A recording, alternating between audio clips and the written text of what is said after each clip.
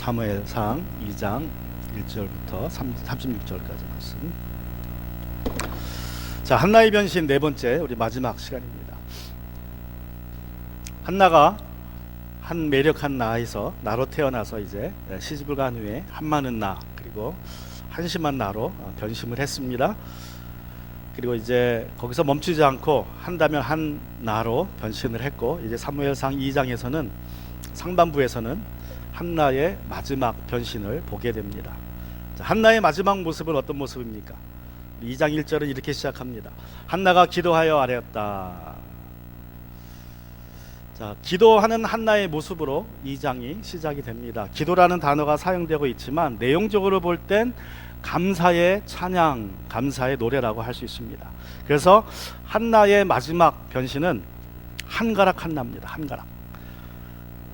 이 찬양으로 주님 앞에 올려드리는 한나의 모습을 우리가 볼 수 있습니다. 그런데 중요한 것은 한나가 이 찬양했을 때가 사무엘을 기도해서 서원에서 기도해서 낳은 사무엘을 낳았을 때가 아니라 사무엘을 바칠 때 기도합니다. 바칠 때 감사해서. 그러니까 놀라운 거예요. 낳았을 때도 기도할 수 있겠지만 그 기도의 응답을 서원대로 하나님께 이제 다시 돌려드리면서 그가 감사의 기도를 하나님께 드리는 것입니다. 여러분, 우리가 하나님 앞에 기도해서 응답받았을 때에 얼마나 기쁩니까? 한나도 아들을 낳았을 때 한없이 기뻐했을 것입니다. 그런데 이제 그 기쁨을 주님 앞에 찬양으로 감사의 노래로 올려드립니다. 그래서 뭐라고 얘기합니까? 주님께서 나의 마음에 기쁨을 가득 채워주셨습니다. 기쁨이라는 말을 2번 반복합니다. 2번. 주님께서 나의 마음에 기쁨을 가득 채워주셨습니다. 그리고 끝에서 이제 주님께서 나를 구하셨으므로 내 기쁨이 큽니다. 그래서 이제 이 한나가 주님 앞에 찬양하면서 감사의 노래를 부르면서 신앙 고백을 합니다. 신앙 고백. 이제 아주 놀라운 신앙 고백을 해요. 만군의 주님에 대한, 자기가 믿는 만군의 주님은 어떤 분이신지를 이제 감사의 노래에서 신앙 고백으로 표현합니다. 한나가 사무엘상 1장 11절에 보면 만군의 주님께 나왔죠. 그죠? 그가 어렵고 힘들 때에 만군의 주님께 나와 서원하며 기도했는데, 이제 2장 1절부터 그 10절까지 말씀에서 내가 믿는, 한나가 믿는 만군의 주님은 어떤 만군의 주님인지를 그가 고백을 하는 것입니다. 자, 한나가 믿은 만군의 주님은 어떤 분이십니까? 우리 2장 1절부터 다시 보면 한나가 기도를 아뢰었다. 주님께서 나의 마음에 기쁨을 가득 채워주셨습니다. 이제 나는 주님 앞에서 얼굴을 들 수 있습니다. 원수들 앞에서도 자랑스럽습니다. 주님께서 나를 구하셨으므로 내 기쁨이 큽니다. 한나가 먼저 고백했던, 한나가 믿는 만군의 주님은 구원의 주님으로 고백을 합니다. 주님께서 나를 구하셨으므로 내 기쁨이 큽니다. 그리고 이전에 가서는 주님과 같은 분은 없습니다. 주님처럼 거룩한 분은 없습니다. 주님을 거룩한 분으로 고백을 합니다. 물론 여기서 말하는 거룩은 어떤 도덕적인 윤리적인 거룩보다는 주님께서 얼마나 다른 신들, 우상과는 다른 분인지를 이제 거룩하다라는 말로 표현하고 있습니다. 그리고 세 번째로 우리 하나님 같은 반석은 없습니다. 주님을 반석으로 고백을 합니다. 반석으로. 모세가 고백했던 것처럼 이제 주님이 우리의 반석이다, 나의 반석이다. 즉 주님께서는 뭐하다? 변함이 없으시다라는 것을 그가 고백하는 것입니다. 주님께서는 또 그 보호와 능력에 있어서 하나님 우리를 향한 그 보호와 능력에 변함이 없으심을 고백하는 것입니다. 아들을 낳지 못해서 한많은 여자로 살다가, 그래서 사람 앞에서 얼굴을 들지 못하고 있다가 마침내 주님께서 그의 기도에 응답하셔서 아들을 주셨습니다. 이제 주님 앞에서, 사람들 앞에서 자랑스럽게 얼굴을 들게 되었다며 그는 찬양을 합니다. 그리고 그 기도의 응답 사무엘을 주님께 바치며 감사합니다. 그리고 신앙을 고백합니다.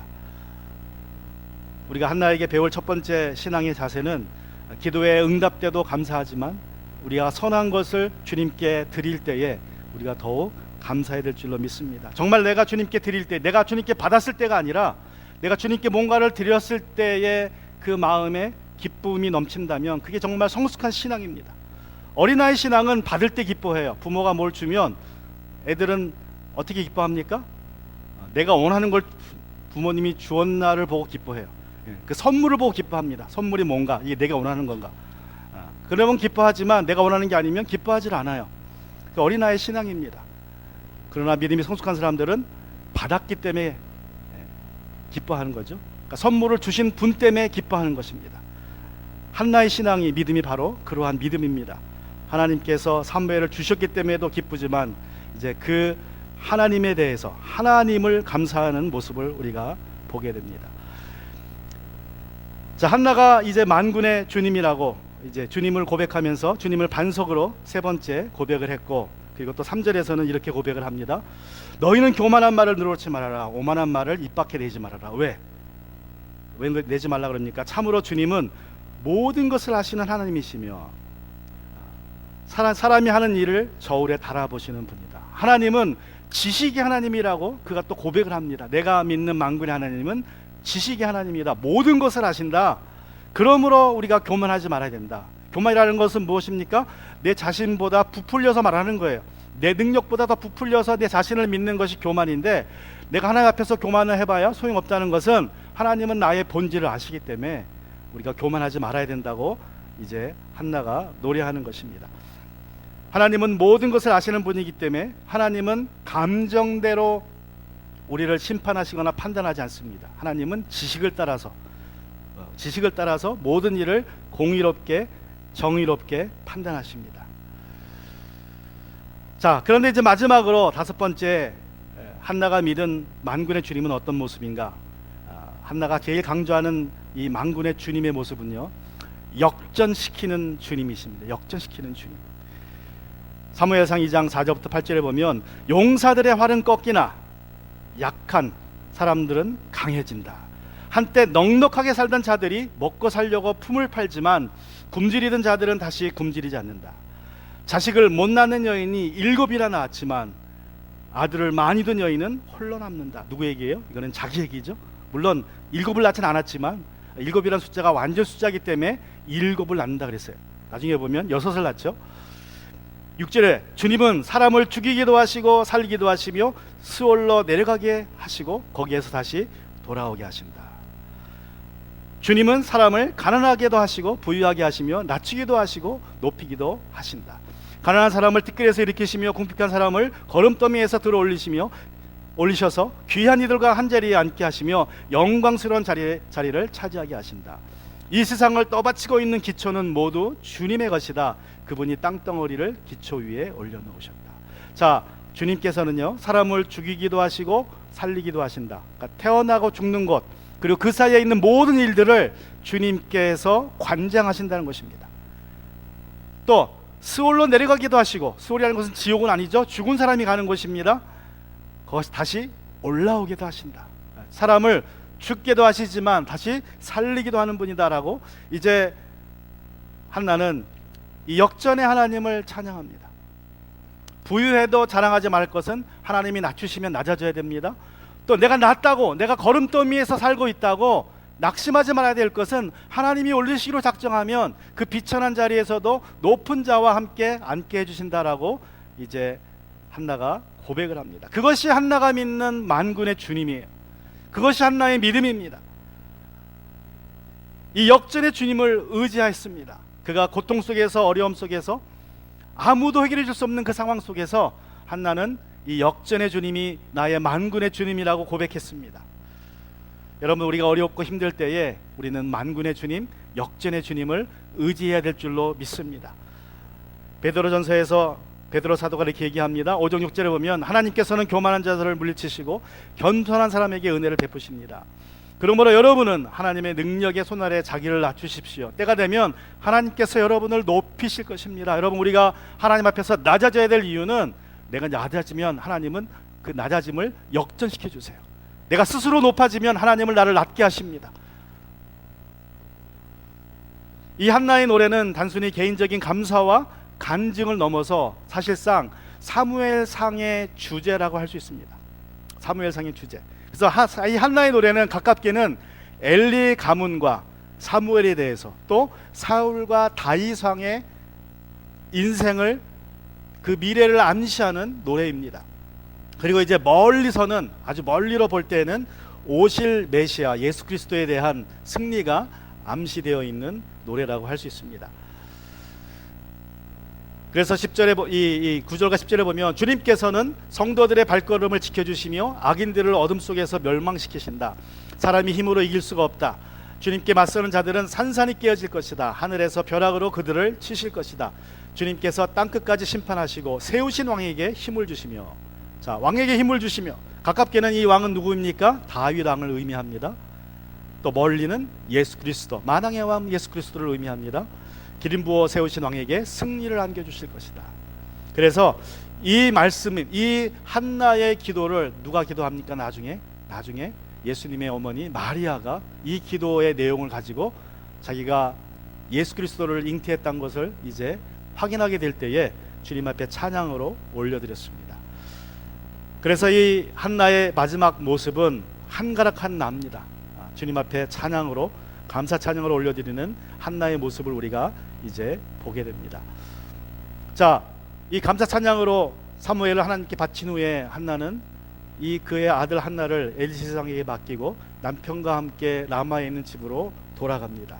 그것이 2장 12절입니다. 엘가나는 라마에 있는 자기 집으로 돌아갔으나 사무엘은 제사장 엘리 곁에 있으면서 주님을 섬기는 사람이 되었다. 자, 서운한 대로 사무엘을 엘리에게 맡기고 떠났습니다. 한매력한 나로 태어나서 시집간 후에 한많은 나로, 한심한 나로 살았던 한나가 한다면 한나로 변신했고 이제 한가락한 나로 변신을 마쳤습니다. 자, 2장 12절부터 26절에서는 사무엘의 성장 과정과 엘리의 두 아들 홈니와 비느하스의 이야기가 대조되어서 나옵니다. 자, 12절에서 이 두 아들을 이렇게 소개합니다. 엘리의 아들들은 행실이 나빴다. 그들은 주님을 무시하였다. 히브리어 성경을 문자적으로 번역하면 이렇게 영어로 표현할 수 있습니다. The sons of Eli, sons of Belial. 제가 지난주에 벨리엘이 무엇인지 말씀을 드렸죠. 엘리는 기도하는 한나를 뭐라 그랬습니까? 행실이 나쁜 여자라 그랬죠. 그건 문자적으로 daughter of Belial이란 말이면 벨리엘의 딸. 그런데 정작 엘리는 기도하는 한나를 벨리엘의 딸이라고 정죄했지만 자기 아들들이 벨리엘의 아들들이라는 사실을 몰랐습니다. 여러분, 그들은 제사장으로 주님의 제단에 섬기고 있었으나 주님을 알지 못했다고 말씀하고 있습니다. 이것은 주님을 개인적으로 만나지 못했다는 뜻입니다. 지식적으로는 알고 있었겠죠. 아버지에게 들어서 조상이 다 대대로 제사장 가문이니까 하나님에 대해서 들었지만 개인적으로 만난 적은 없다는 뜻입니다. 자, 그런데 그들이 어떻게 살았습니까? 13절부터 보시면 제사장이 백성에게 지켜야 하는 규정이 있었는데 그들은 그것도 무시하였다. 이거는 성경의 세 번역에서 첨가한 부분이에요. 자, 누군가가 제사를 드리고 그 고기를 삶고 있으면 그 제사장의 종이 살이 3개 달린 갈고리를 들고 와서, 자, 살이 3개 달린 갈고리, 삼지창이라고 하죠. 삼지창. 성경에서 처음이자 마지막으로 삼지창이라는 표현이 나옵니다. 삼지창.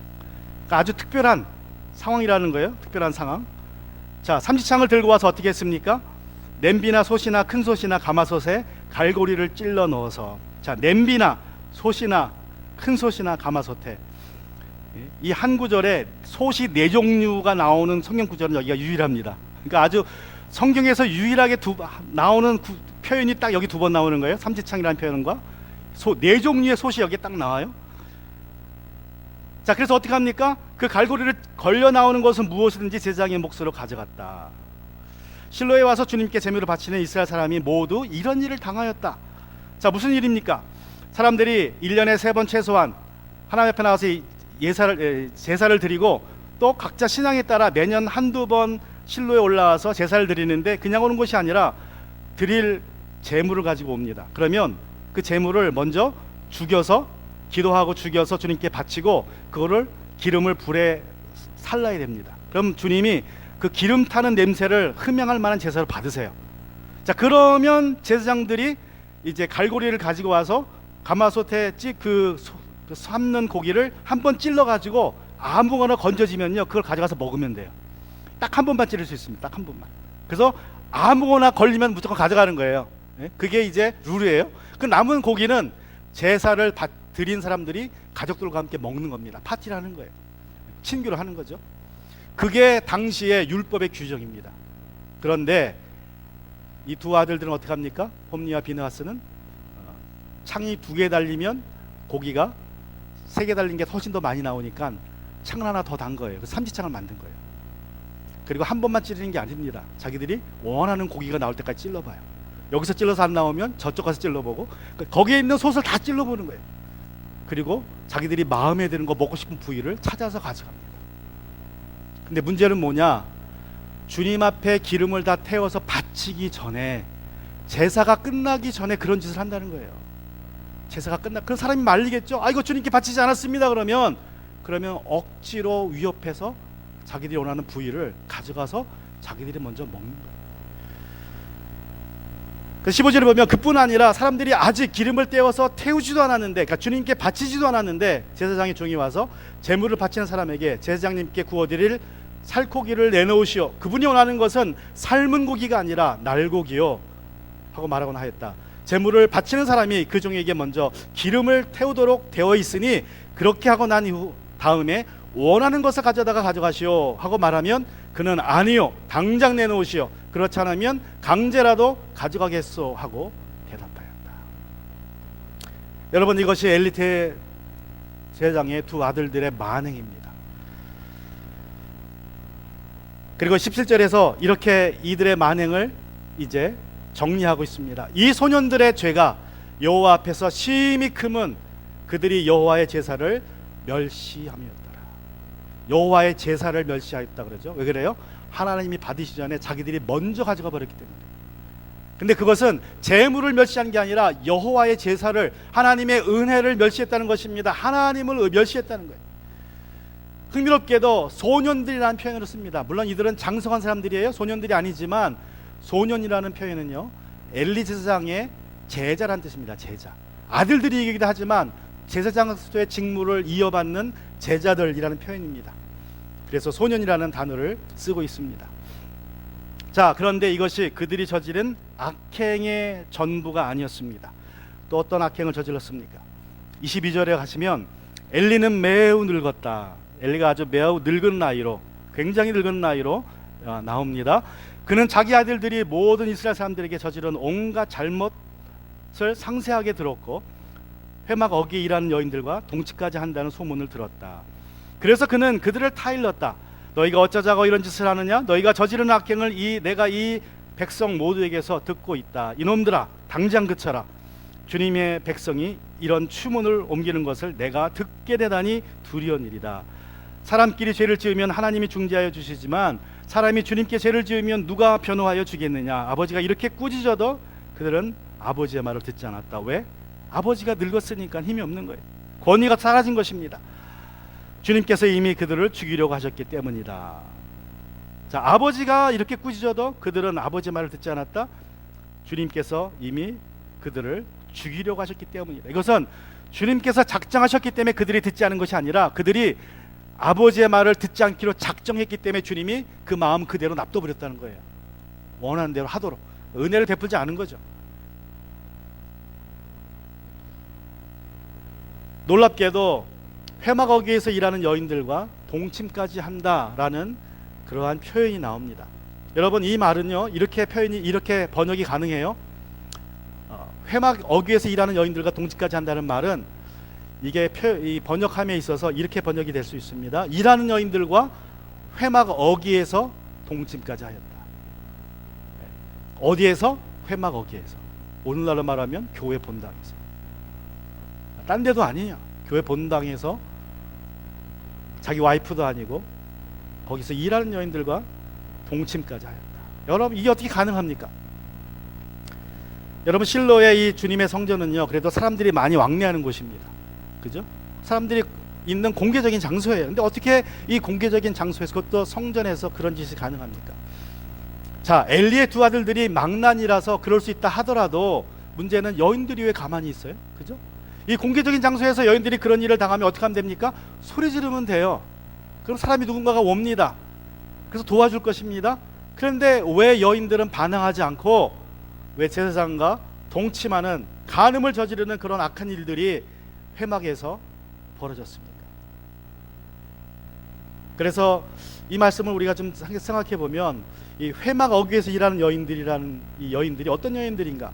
이 신학자들이 연구하는 것은 출애굽기 38장 8절에 보면 그는 물두멍과 그 받침을 놋새로 만들었는데 그것은 회막 어귀에서 봉사하는 여인들이 바친 놋고울로 만든 것이다라는 표현이 나와요. 그래서 이 말씀에 근거해서 이 성전 회막에 여인들이 일을 했긴 했는데 그럼 이 여인들이 누구냐?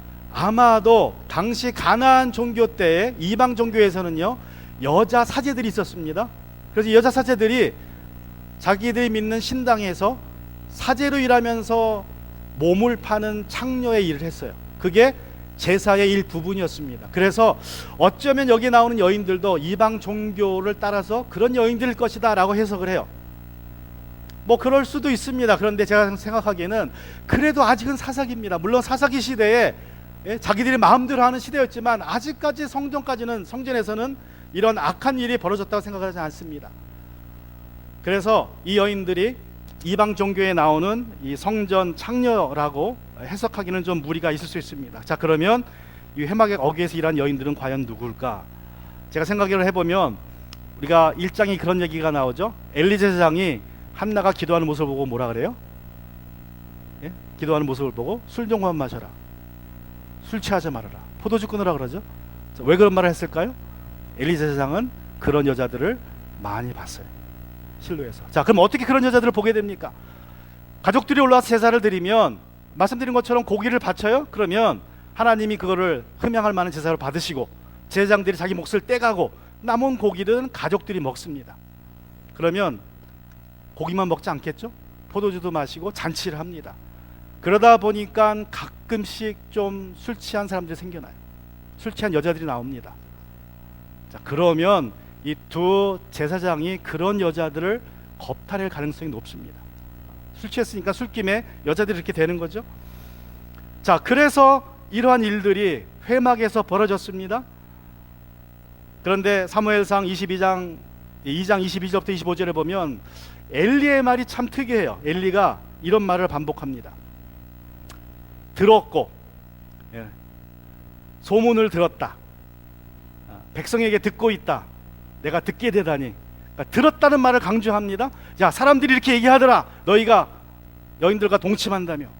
그러니까 들었다는 얘기를 해요. 그래서 소문에 근거해서 자기 자식들을 꾸짖습니다. 무슨 말이에요? 이거는 이런 소문이 들리지만 그게 아닐 수도 있다는 생각을 하는 거예요. 그러니까 소문을 들은 것이 기분 나쁜 거예요. 그런 소문을 들은 것이 정말 아들이 그렇게 하고 다니는지 아닌지는 둘째 상황이고, 이런 소문을 듣고 있는 것 자체가 기분 나쁘다. 그런 식으로 자기 두 아들들을 꾸짖은 것입니다. 다시 말하면 엘리는 자기 아들들이 무엇하고 다니는지 전혀 알지 못했어요. 그리고 말로만 꾸짖으니까, 늙은 나이에 그것도 말로만 꾸짖으니까 두 아들들이 듣지 않습니다.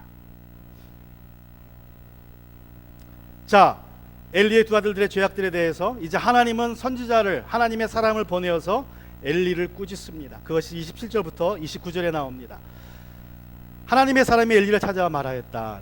나 주가 말한다. 내 조상의 집이 이집트에서 바로의 집에 속하였을 때에 내가 그들에게 나를 분명하게 나타내 주지 않았느냐. 그때에 내가 이스라엘의 모든 지파 가운데 내 조상 아론을 선택하여서 나의 제사장으로 삼아 나의 제단에 올라와 분향하게 하며 에봇을 입고 내 앞으로 나와 내 뜻을 듣도록 하지 않았느냐. 또 나는 이스라엘 자손이 드리는 불살라 바치는 제물을 모두 너희의 몫으로 차지할 권리를 내 조상의 집안에 주지 않았느냐. 그런데 내가 어찌하여 나의 처소에서 나에게 바치라고 명한 나의 제물과 예물을 멸시하느냐.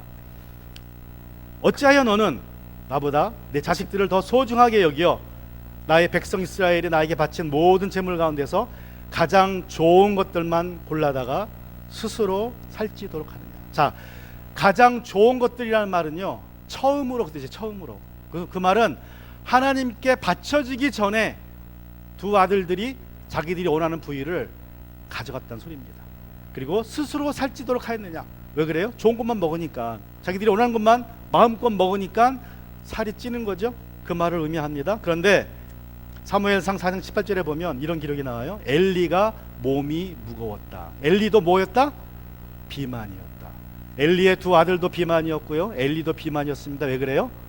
좋은 것만 골라 먹어서 그래요. 주님께 바쳐진 것 중에 좋은 것만 골라 먹어서 비만이 되었다는 말을 이렇게 표현하고 있습니다. 여러분, 결국은 무슨 소리냐? 엘리가 뚱뚱하다는 말은요, 엘리 제사장도 두 아들이 하는 행위에 뭐 했다? 동참했다.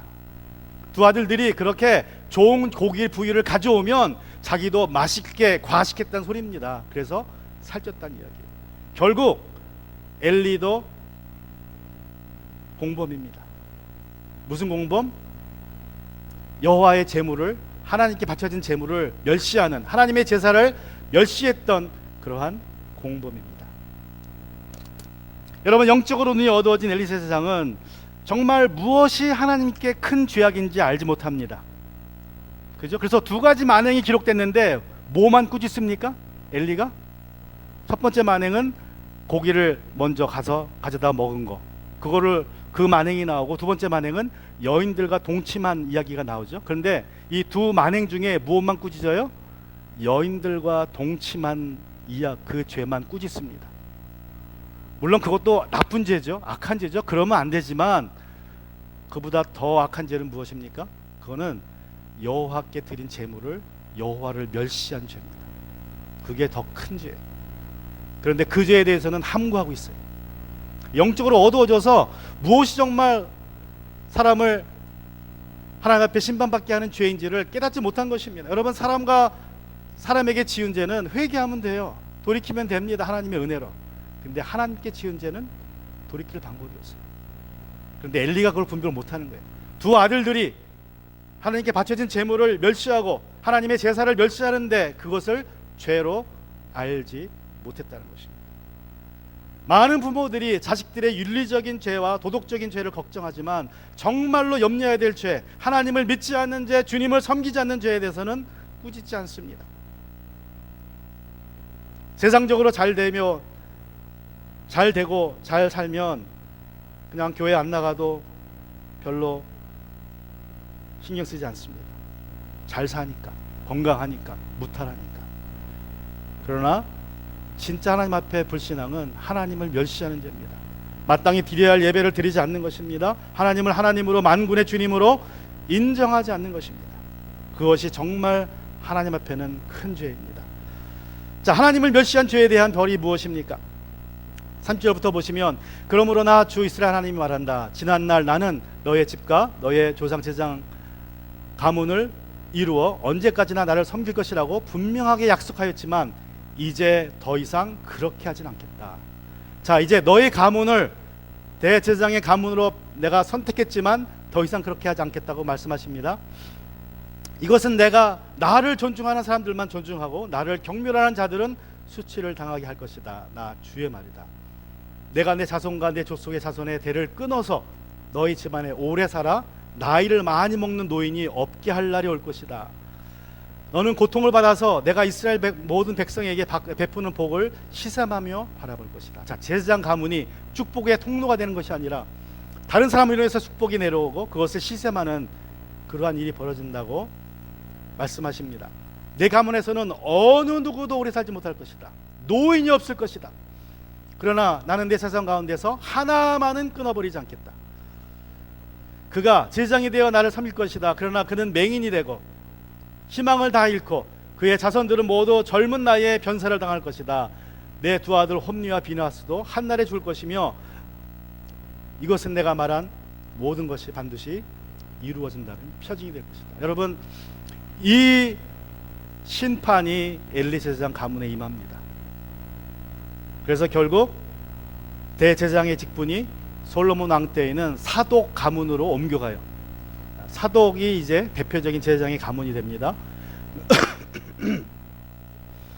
그리고 이제 엘리의 가문들은 다 중년을 보내지 못해요. 일찍 죽습니다. 이 엘리 제사장 가문의 후손 중에 하나가 바로 예레미야입니다. 예레미야 선지자.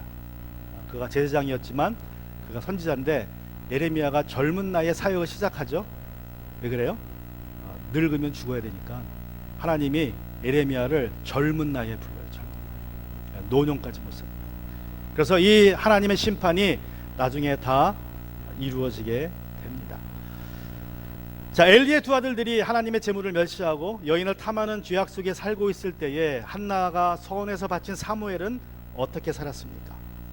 우리 17절과 18절에 보시면 이 두 아들들이 대조가 됩니다. 이 소년들의 죄가, 엘리의 두 아들들의 죄가 여호와 앞에 심히 크면 그들이 여호와의 제사를 멸시함이었더라. 그런데 사무엘은 어떻게 살았습니까? 사무엘은 어렸을 때에, 자, 어렸을 때라는 말과 소년들이라는 말은요, 히브리어로 똑같은 말이에요. 그러니까 둘 다 어렸다라는 것을 이제 강조하고 있는 거죠. 세마포 에봇을 입고 여호와 앞에 섬겼더라. 에봇을 입고 여호와 앞에서 제사장처럼 섬겼다고 말하고 있습니다. 여러분, 이 사무엘이 어린 나이였지만 엘리의 두 아들과는 달리 여호와 앞에서 제사장으로 온전히 섬길 수 있었던 이유가 19절에 나옵니다. 사무엘의 어머니는 해마다 남편과 함께 매년 제사를 드리러 성소로 올라가곤 하였다. 그때마다 그는 아들에게 작은 겉옷을 만들어 가져다 주었다. 자, 한나가 매년 제사를 드릴 때마다 자기 아들 사무엘을 위해서 옷을 한번 맞춰갑니다. 여러분, 지금은 옷을 뭐 돈 주면 사지만 아주 그냥 30분이면 구할 수 있죠. 그러나 옛날에는 옷을 직접 집에서 만들었습니다. 실을 빼가지고 천을 만들고 천을 짜서 꼬매서 옷을 만들었어요. 그러면 몇 개월이 걸립니다. 한나가 자기 아들 사무엘에게 줄 옷을 만들면서 그냥 만든 것이 아니라 기도하며 만들었습니다. 이 아들이 주님의 말씀의 은혜대로 살 수 있도록 성장하도록 기도하며 사랑과 기도로 아들을 키웠다는 뜻이 매년 아들을 만날 때마다 겉옷을 만들어줬다는 말로 표현되고 있습니다. 어머니의 기도와 관심이 그 옷에 있었고 사무엘은 어머니와의 기도에 관심과 사랑을 입고 자랐습니다.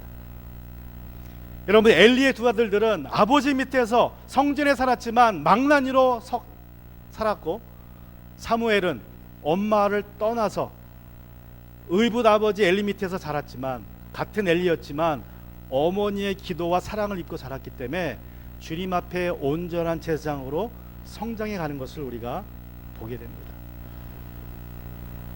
사무엘상 3장 17절을 말하기를 이때까지, 그러니까 3장 7절 때까지는 사무엘은 주님을 알지 못하였고 주님의 말씀이 그에게 나타난 적도 없다라고 말하죠. 자, 여기서 사무엘도 주님을 개인적으로 만난 적이 없어요. 이 3장 7절 전까지는. 근데 그 똑같은 표현이 사무엘상 2장 12절에 엘리의 아들들은 불량자라 여호와를 알지 아니하더라. 이게 히브리 말로 똑같은 야다입니다. 야다. 자, 사무엘도 하나님을 알지 못했죠.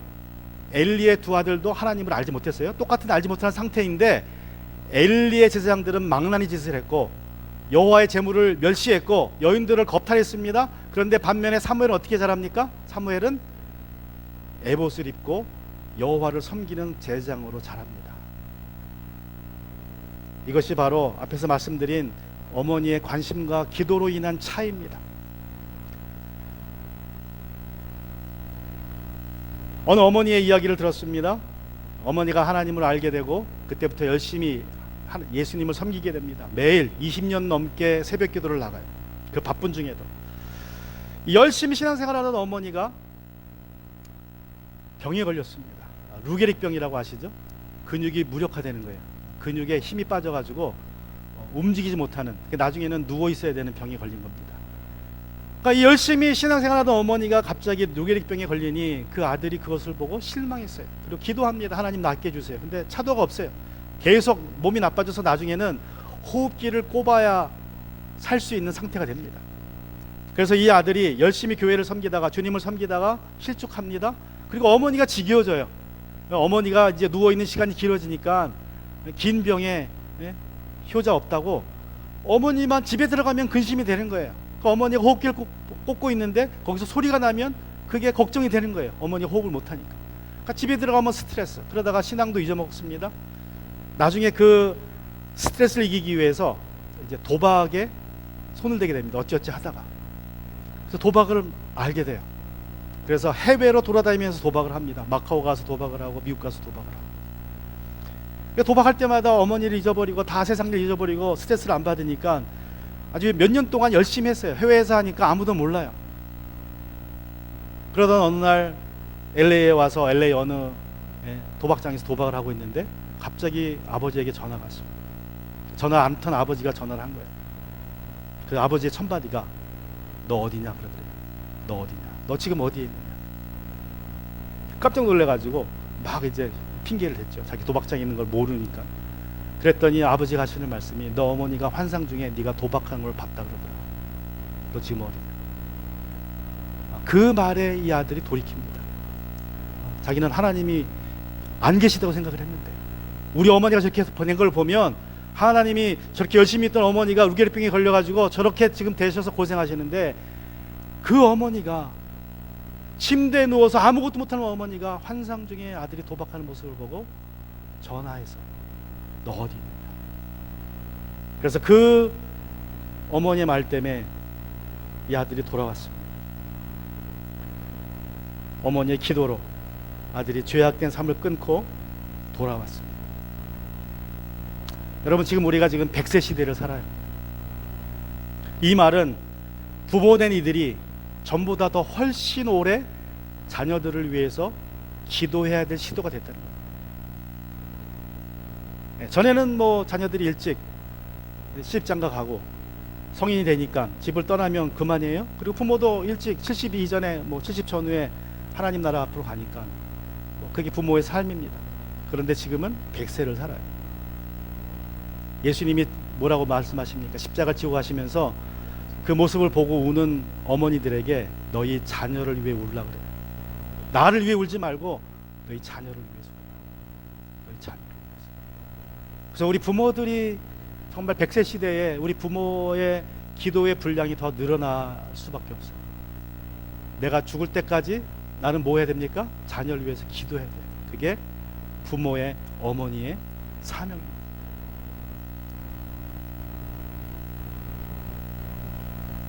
매년 한나는 실로에 올라가서 이제 사무엘을 만나고 그에게 옷을 줍니다. 기도의 옷을, 사랑의 옷을 입혀줘요. 그렇게 아들을 제사장으로 온전히 섬기게 합니다. 여러분 생각해 보세요. 엘리의 집안이 얼마나 악한 집안입니까? 그 사무엘도 그걸 몰랐을까요? 다 봤겠죠. 그런데도 엘리의 두 아들들을 본받지 않습니다. 어머니의 기도 때문에. 자, 한나가 사무엘을 만나러 매년 실로로 올라갈 때마다 어떤 일이 벌어집니까? 사무엘의 어머니는 해마다 남편과 함께 매년 제사를 드리러 성소로 올라가곤 하였다. 그때마다 그는 아들에게 작은 겉옷을 만들어 가져다가 주었다. 그리고 엘리는 엘가나와 그의 아내에게 주님께 간구하여 얻은 아들을 다시 주님께 바쳤으니 주님께서 두 분 사이에 이 아이 대신에 다른 자녀를 많이 주시기를 바랍니다 하고 복을 빌어 주었다. 이렇게 그들은 이렇게 복을 바꿔서 고향으로 돌아가곤 하였다. 무슨 말이에요? 올라갈 때마다 복을 받고 나왔다는 소리죠. 그죠? 올라갈 때마다 복을 빌어 받고 나왔다. 그랬더니 21절에 주님께서 한나를 돌봐 주셔서 한나는 임신하여 아들 셋과 딸 둘을 더 낳았다. 어린 사무엘도 주님 앞에서 잘 자랐다. 여러분 엘리 제사장한테 한나가 한 번 기도받고 아들 셋에 딸 둘을 낳은 게 아니라 매년 제사 드리러 올라갈 때마다 기도받았어요. 그리고 내려오면 애가 하나 생기는 거예요. 그렇게 6년을 다닙니다. 매년 기도받고 매년 애를 낳았어요. 인생의 고난 속에서 한나는 만군의 주님을 찾았습니다. 인간의 생사화복을 주장하시는 만군의 주님께 매달려 기도했습니다. 그리고 자기가 믿는 대로 만군의 주님을 경험했습니다.